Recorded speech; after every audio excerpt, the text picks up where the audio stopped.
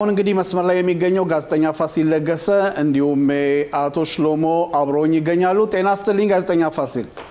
ጤና ይስጥልኝ ተስፋዬ፣ መልካም ሳምንት። ጤና ይስጥልኝ አቶ ሽሎሞ፣ መልካም ሳምንት። መልካም ሳምንት ጤና ይስጥልኝ አቶ ፋሲል። ፋሲል እንዴት ነው? እንግዲህ ባለፈው ሳምንት የአሜሪካ ልኡካን ቡድን የሥራ ቆይታቸውን ጨርሰው ወደ ሀገራቸው ተመልሰዋል። ውጤቱ ምን ብለህ ታስባለህ? እንዴት ነበር? አንደኛ እንግዲህ ወደ ሀገራቸው የተመለሱት ባለስልጣኖች ናቸው። ሌሎች አሜሪካውያን ግን በኪሪያት ጋት አካባቢ እዝ መስርተው ይገኛሉ። በአጠቃላይ ሁኔታ ስንመለስ የአሜሪካ ከፍተኛ ባለስልጣኖች በቅርብ ጊዜያት ውስጥ መመለሳቸው አይቀርም። አሁን ግን የአሜሪካው ፕሬዚደንት ትኩረት የሚያደርጉት ማሌዥያ ውስጥ የሚካሄድ ትልቅ ስብሰባ አለ የእስያ ሀገሮችና የአሜሪካ። ወደዛ ለመሳተፍ ባለስልጣኖቻቸውን ይዘው ተጉዘዋል። እንደውም ትናንትና ለተወሰኑ ሰዓታት ያህል ካታር በመቆየት ያው በእግረ መንገዳቸው ነው የካታር መሪዎች አውሮፕላናቸው ኤርፎርስ ዋን ድረስ በማምጣት አነጋግሯቸዋል። በአጠቃላይ ሁኔታም ፕሬዚደንት ዶናልድ ትራምፕ ከተመረጡ በኋላ በመላው ዓለም ሰላም አስፈናለሁ ብለው ተነስተው ነበር። ስለዚህም በአስቸኳይ ለማቆም የፈለጉት ጦርነት የዩክሬንና የሩሲያ ነበር። እስካሁን ድረስ ግን መተግበር አልቻሉም። ከዛ በተረፈ እንግዲህ የመካከለኛው ምስራቅ ተጨባጭ ሁኔታ ነው። ይህንን ደግሞ ሐማስ 2 ዓመት ወጥሮ ይዞን ነበር። ስለዚህም በዚህ በኩል ባደረጉት ትግል በእስራኤል አማካኝነት በእስራኤል አሸናፊነት ሙሉ ለሙሉ ማለት ይቻላል ያው ከጋዛ በስተቀር ስለተጠቃለለ ስምምነት እንዲደረስ የአረብ ሀገሮችን መሪዎችንና የእስልምና እምነት ተከታይ ሀገር መሪዎችን በመሰብሰብ ውሳኔ ላይ ደርሰዋል። ለመጀመሪያ ጊዜ ማለት ይቻላል በታሪክ ውስጥ የአረብ ሀገሮችና የእስልምና እምነት ተከታይ ሀገሮች መሪዎች ሐማስ ትጥቁን ይፍታ ማለታቸው። ስለዚህ አሜሪካ ይህንን እንደ ወርቅ የምትቆጥረው ስምምነት እንዳይፈርስባት ከፍተኛ ትግል እያደረገች ነው። በአንጻሩ ደግሞ ያው ሁላችንም እንደምንመለከተው ሐማስ ስምምነቱን ባለማክበሩ ተኩስ አልፎ መክፈቱ ከዛም አልፎ ተርፎ የታጋቾቻችንን በህይወት የሌሉትን አጽም እንዲሁም ወታደሮች ጭምር ናቸው ብዙዎቹ፣ አንድም ኮሎኔል አለበት አጽም በጊዜው ላለመመለስ የሚያደርገው ወደ ኋላ መቅረት ነው። በአሁኑ ወቅት እንግዲህ 13 የሚጠጉ የታጋቾቻችን አጽሞች በጋዛ ይገኛሉ። አሁን ግን እንደምንሰማው ከሆነ ፕሬዚደንት ዶናልድ ትራምፕ ማስጠንቀቂያ ሳይሰጡ አልቀሩም። በ48 ሰዓት ውስጥ እነዚህ አጽሞች መመለስ አለባቸው ብለዋል። እንግዲህ በአጠቃላይ ሁኔታ ስንመለከተው አሜሪካ ስምምነቱ እንዲከበር ትፈልጋለች። ግን ሐማስ በገዛ ፍቃዱ በሁለተኛው ዙር ትጥቅ መፍታቱ በጣም ብዙ ጥያቄ የሚያስነሳ ነው። የታጋቾቻችን አጽሙ ጉዳይ ደግሞ በሰፊው የሚያነጋግረው ነው።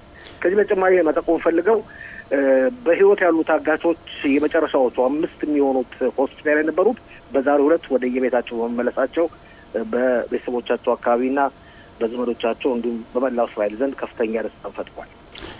ሌላው እንግዲህ የፕሬዚደንት ዶናልድ ትራምፕ ኳታር ቆይታቸውን ካስታወስን አይቀር ፋሲል በንግግራቸው በመካከለኛው ምስራቅ ሰላም መስፈሩ የእናንተም ሚና በጣም ተጫውቷል የሚል ከፍተኛ ምስጋና አቅርበዋል ለኳታር። በአንጻሩ ስንመለከት ዛሬ በስብሰባቸው ላይ ጠቅላይ ሚኒስትር ቢንያሚን ኔታንያሁ የውጭ ኃይሎች የሚገቡት እስራኤል በመረጠችው ሁኔታ ነው የሚል ነው። እንግዲህ ኳታር ቦታ ላይ ኖራት ይችላል ጋዛ ውስጥ? ኳታር በህዝባዊ አስተዳደር በኩል ቦታ ሊኖራት ይችላል። ይህ ስምምነት እንዲፈረም እውነት ለመናገር ከሆነ ከፍተኛ አስተዋጽኦ አድርጋለች። በአንጻሩ ሐማስን የምትደግፍና ሐማስን የምትረዳ ሐማስን ተንከባክባ ያዘች በዶሃ ኳታር ነች። ፕሬዚደንት ዶናልድ ትራምፕ አሁን ጨዋታ እየተጫወቱ ይመስለኛል እንደኔ አመለካከት። አሁን ሙሉ ለሙሉ እርግጠኛ ላይሆን ይችላል። ይህን የሚያደርጉት እንቅስቃሴ ሁሉ ከጠቅላይ ሚኒስትር ቢንያሚን ኔታንያሁ ጋር ተመካክረው የዘጉት ሳይሆን እንደማይቀር ጥርጥር የለውም። አሁን እያባበሉ ነው የሚገኙት። ምክንያቱም ያለው እስኪያልቅ ድረስ ከዛ በኋላ የሚወስዱትን እርምጃ ወይ እስራኤል የምትወስደው እርምጃ የታወቀ ይሆናል። ካታር እንግዲህ የአሜሪካም ወዳጅ ነች፣ የታወቀ ነው። የአሜሪካ ትልቅ የጦር ሰፈር በክልሏ ውስጥ አለ። ነገር ግን በጣም በስጋት ላይ የምትገኝ ሀገር ነች። ምክንያቱም እስራኤል አንድ ጊዜ የጀመረችው በኋላ ጨርሰዋለች የሚል ማመለካከት አላት። እንግዲህ ጠቅላይ ሚኒስትር ቢንያሚን ኔታንያሁ ግልጽ አድርገውታል። ቱርክና ካታር ወታደሮች ሐማስ ማለትም ጋዛ መግባት አይችሉም ብለዋል። ይህን ደግሞ መብታቸው የእስራኤል መብቷ እንደሆነ የአሜሪካው ምክትል ፕሬዚደንት ጄዲ ቫንስ መናገራቸው አይዘነጋም። አቶ ሽሎሞ ጥያቄ ካሎት? ከፈለኩት ልክ በይሁዲ ማህበረሰብ ሰርግ በሚሰረግበት ጊዜ ከሸር ቋንጣ አለ የአባት ሚዜ አለ የበከር ሚዜ አለ እና ብዙ ጊዜ የከሸር ቋንጣው ስራ ሙሽራይቱን መንከባከብ አንዳንድ ጊዜ ደግሞ እንድታምጽ ማለት ወደ ባሏ እንዳትቀርባት ለማድረግ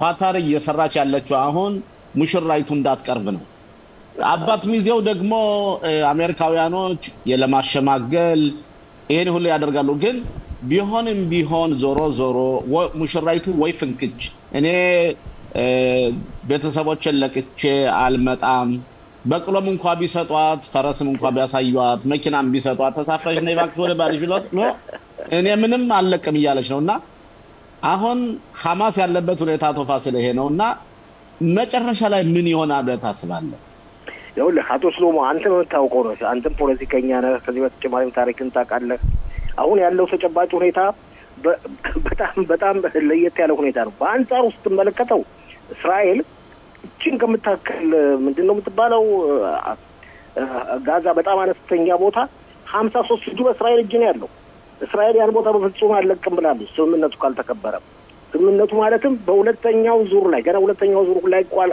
አልተዳረሰም በሁለተኛው ዙር ላይ ሐማስ ከፈታ ማለት ነው እኔ ባለፈው ሳምንት ጠይቀኝ አንተ ትሁን ተስፋዬ ጠይቃችሁ ጥያቄ አለ ሐማስ ምንም መጨረሻ ላይ አማራጭ የማይኖርበት ደረጃ ይደርሳል ብዬ ነው የማስበው ስለዚህ ትጥቅ መፍታቱ አይቀርም በጉልበትም ሆነ በወዳጅነት ነገር ግን እኔ እንደማስበው በወዳጅነት እንደዚህ እስካሁን ቢያንገራግርም ትጥቁ መፍታቱን አይቀርም ምክንያቱም አሜሪካ በጣም ወጥራ ይዛለች እነዚህ ካታርና ቱርክን እንግዲህ ምናልባት ወደ ፖለቲካነት ተለውጠው የሐማስ አባሎች ቱርክም ዶሃ ማለትም ካታር ተቀምጠው እንደፈለጋቸው መሆን እንዲችሉ መብት ሊሰጣቸው ይችላል ግን በአጠቃላይ ሁኔታ ስንመለከት አሁን ባለበት ሁኔታ ሐማስ ተሸንፎ እኮ አንገቱን አጎባዶ ያለበት ሁኔታ ነው ከዚህ ከትንሿ ምድሩ እንኳን 53 እጅ ከመቶ ተይዞበታል አሸነፈናል ይላሉ እንጂ 53 እጅ ማለት ከ50 እጅ በላይ ነው እስራኤል በቁጥጥር ስር ያዋለች ያን አካባቢ መሽጋ ይዘዋለች ስለዚህ ሐማስ በዚህ ዙር ተሸንፈዋል አክራሪ አረቦች በዚህ ዙር ተሸንፈዋል እንግዲህ ያላቸው አማራጭ ሰላምም ሆነ በጉልበት ትጥቃቸው መፍታት ነው እዛ ደረጃ ላይ ይደርሳሉ አልገመትም ጉልበት ደረጃ ላይ ግን ትጥቃቸው መፍታት ተቸገረ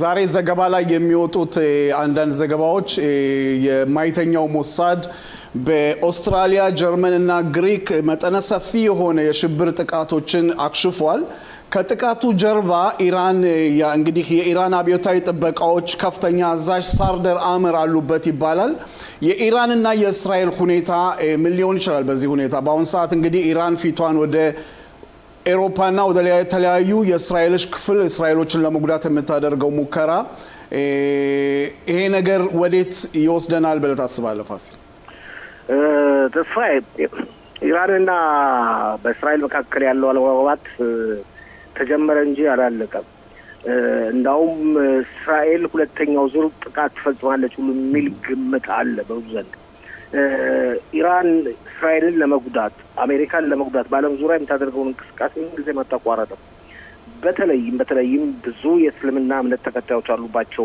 ባሁኑ ወቅት ተብሎ የሚገመቱት አሁን የተከሰታቸው ቦታዎች አካባቢ እንደ ልቧ ልትንቀሳቀስ ትችላለች የኢራን አብዮታዊ ጥበቃ ጦር ማለት የኢራን ትልቅ ጦር ነው አዛዡ እንግዲህ ባለፈው ዋናው አዛዥ ተገለዋል በእስራኤል ያሁኑ አዛዥ በተቻለ መጠን እስራኤልን ለመጉዳት ለመቆርቆር እየሞከረ ነው ግን ኢራን ባሁኑ ወቅት ተስፋዬም ሆነ አቶ ሽሎሞ ኢራን በጣም የደከመች ሀገር ነች እርግጥ ኢራን የሰለጠነች ሀገር ነች ኢራን ብዙ አዋቂዎች ያሉባት ሀገር ነች እንደገና ማሰራራት ትችላለች ባሁኑ ወቅት በከፍተኛ በኢኮኖሚ ከባጫና ላይ ያለች ሀገር ነች ህዝቧም በከፍተኛ ችግር ላይ ያለች ሀገር ነች እንደገና አሁን ራሳቸው መልሰው ለማቋቋም ጥረት እያደረጉ ነው መቼ ለሚለው ጥያቄ ግን ወደፊት የምናየው ነው አቶ ሽሎሞ የመጨረሻ ጥያቄ ካለዎት እኔ እንኳን ፋሲል ልጠይቅ የምፈልገው እንዴት ነው አሁን በመናይበት ጊዜ ሐማሶች ደክሟን እንላለን ቅድም ኮሎኔል መኮንን የጠየቁት ጥያቄ አለ መከላከያ ሚኒስትሩ የሚለው 60% ዋሻዎችን አላፈረስናቸው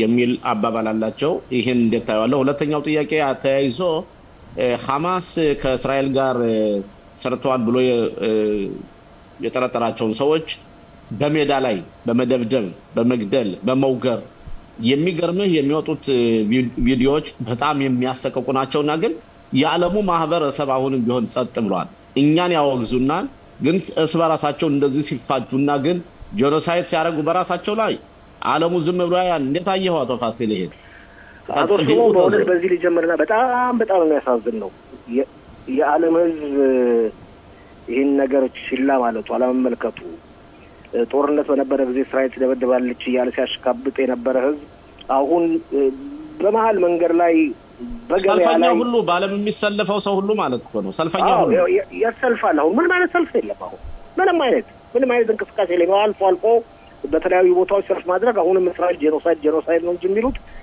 ይሄን ያለው ወቅታዊ ተጨባጭ ሁኔታ ያመለከቱ ግን በአንጻሩ አቶ ሽሎሞ ስንመለከተው እነዚህ የሐማስ ተቋሚ ድርጅቶች ናቸው ተብሎ የሚጠቀሱት ማለትም ከእስራኤል ጋር እየተባበሩ ተብሎ የሚጠቀሱት ባለፈው ሳምንት መጨረሻ በወጡ ዜናዎች እንደምንመለከተው ከሆነ ሐማስን አጣጥፎ እንዲቀመጥ አላደረጉት አልፎ እየተረኮሱት ነው እየተዋጉት ነው 4 ድርጅቶች እንዳሉ እየተገለጸ ነው ስለዚህ ሐማስ ዶሮ ከመሞቱ በፊት ማለት እንደምታንገራገረው ያን እንደኔ አመለካከት እውነቴን ነው ብለው እንደኔ አመለካከት ያን ያህል ደረጃ ላይ ነው ያለው 47 እጅ ከዘች ትንሽ ቂጣ ከመታከል መሬት 47 እጅ ብቻ ይዞ ወዲያውዲና መራወጡ እንዲሁም ከ160 እጅ አካባቢ ዋሻለው ብለሃል ትክክል ነው እስራኤል የሚያወቀችው ነው ትጥቅ ሲፈታው አብሮ ዋሻው መውደም አለበት አለዛ ምን ማለት ትጥቅ መፍታት ድርጊት የለም ስለዚህ ሐማስ ያበቃለት ድርጅት ነው አንሰራራ ማለት አይደለም ያበቃለት ድርጅት ነው በጦር ኃይል ደረጃ እንግዲህ ወደፊት የአሜሪካው ፕሬዚደንት አላማና እቅድ ተግባራዊ እንደሚሆን ጥርጥር የለም